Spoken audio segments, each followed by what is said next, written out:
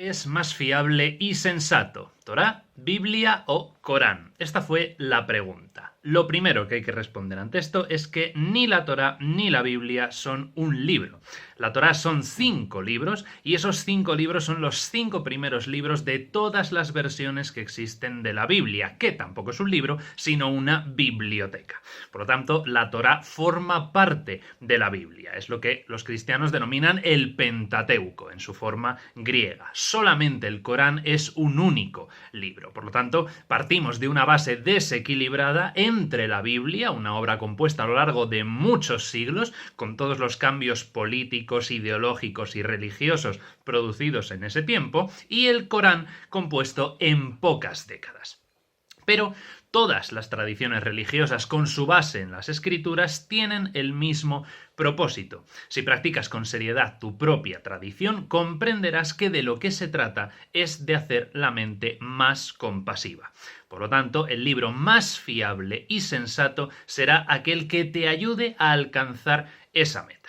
Como decía el Sheikh Abdul Aziz Bukhari, no puedes orar 5 veces al día y después maldecir a tu hermano. Si amas a Dios, debes amar lo que Dios ha creado. En otras palabras, si eres un practicante genuino del Islam, o del cristianismo, o del judaísmo, al amar a Dios debes amar también a todas las criaturas. En el budismo se habla incluso de seres madre, dando a entender que se debe tratar a todos los seres como a la propia madre. Y eso, lógicamente, conducirá de manera natural a una mayor felicidad social. Así que todas las tradiciones tienen el mismo potencial para el mismo objetivo.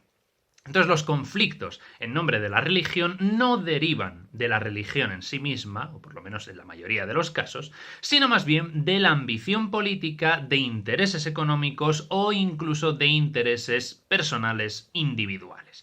Así que hay algunos, muchos, que han manipulado y que manipulan la religión al servicio de esos intereses. Pero en otros casos hay practicantes sinceros que actúan con sinceridad, pero que se aferran a la idea de que su religión, de que su libro es el único y es la única verdad. Entonces consideran que el resto de tradiciones espirituales, que el resto de religiones no son genuinas y tratan deliberadamente de destruir a aquellos que practican otras religiones. Y eso ha sido un gran problema en el pasado de la humanidad.